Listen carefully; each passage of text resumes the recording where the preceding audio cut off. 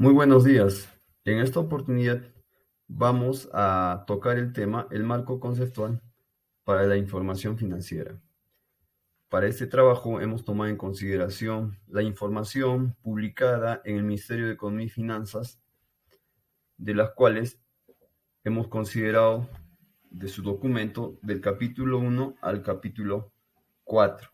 En el capítulo 1 establece el objetivo de la información financiera con propósito general. Y esta a su vez lo desglosa en dos conceptos. El primero es objetivo y utilidad y limitaciones de la información financiera con propósito general. El propósito de la información financiera sobre la entidad es que sea útil para los inversores, prestamistas y otros acreedores para tomar decisiones en su debido momento.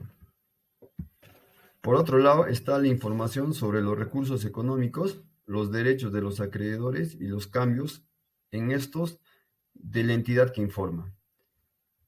Están recursos económicos y derechos de los acreedores, información sobre el uso de los recursos económicos de la entidad, cambio en los recursos económicos y en los derechos, rendimiento financiero reflejado por la contabilidad de acumulación, rendimiento financiero reflejado por los flujos de efectivo, cambios en los recursos económicos y en los derechos de los acreedores que no proceden de rendimiento financiero.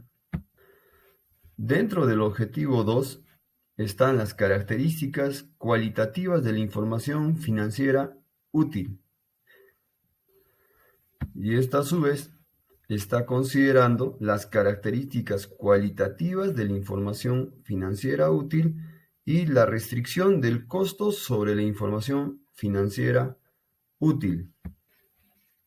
Las características cualitativas de la información financiera útil, consideradas en este capítulo, identifican los tipos de información que van a ser probablemente más útiles a los inversores, prestamistas y otros acreedores existentes y potenciales para la toma de decisiones sobre la entidad que informa a partir de la información contenida en su informe financiero. Si la información financiera ha de ser útil, debe ser relevante y representar fielmente lo que pretende representar. La utilidad de la información financiera se mejora si es comparable, verificable, oportuna y comprensiva. En el capítulo 3 está el estado financiero y la entidad que informa. A su vez, este está compuesta por los estados financieros y la entidad que informa. Los estados financieros proporcionan información sobre los recursos económicos de la entidad que informa, derechos de los acreedores contra la entidad y cambios en dichos recursos económicos y derecho de los acreedores, que cumplan las definiciones de los elementos de los estados financieros. La entidad que informa es una entidad a la que se requiere u opta para preparar estados financieros. Una entidad que informa puede ser una única entidad o una parte de una entidad. En el capítulo 4 considera los elementos de los estados financieros. Define un activo, define un pasivo, activos y pasivos, definición de patrimonio, definición de ingresos y gastos. Un activo es un recurso económico presente controlado por la entidad como resultado de sucesos pasados. Derecho. Derechos sobre objetos físicos, tales como propiedades, planta y equipo o inventarios.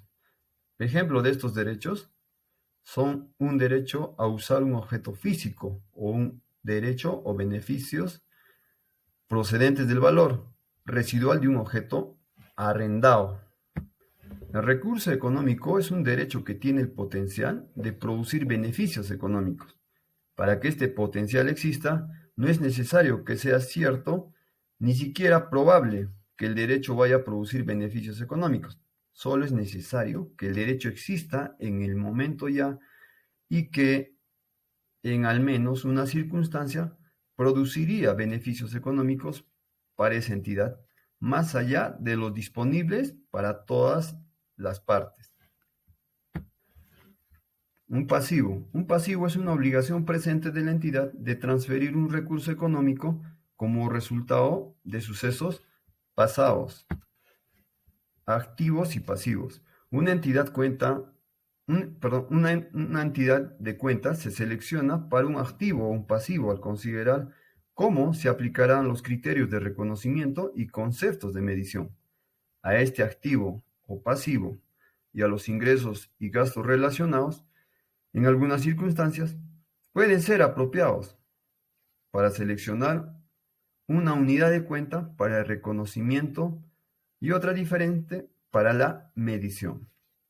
Por ejemplo, los contratos pueden en ocasiones reconocerse de forma individual, pero medirse como parte de una cartera de contratos.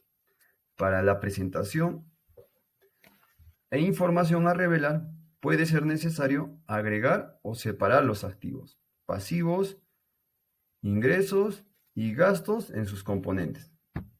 Definición de patrimonio. En ocasiones los requerimientos legales de regulación o de otro tipo afectan a componentes concretos del patrimonio, tal como al capital en acciones o a las ganancias acumuladas. Por ejemplo, algunos de estos requerimientos permiten que una entidad lleve a cabo distribuciones a los tenedores de derecho sobre el patrimonio, si solo tiene suficientes reservas de aquellas que los requerimientos especifican que son distribuibles. Finalmente, definiciones de ingresos y gastos. Ingresos son incrementos en los activos o disminuciones en los pasivos que dan lugar a incrementos en el patrimonio, distintos de los relacionados con aportaciones de los tenedores de derechos sobre el patrimonio. Gastos son disminuciones en los activos o incrementos en los pasivos que dan lugar a disminuciones en el patrimonio, distintos de los relacionados con distribuciones a los tenedores de derechos sobre el patrimonio. Finalmente concluimos. El marco conceptual para la información financiera es la piedra angular de los estándares internacionales para la preparación de los estados financieros con propósito general. Tiene propósito de emisión de nuevos estándares alineados a sus principios y también a los mismos preparadores al momento de definir sus políticas contables.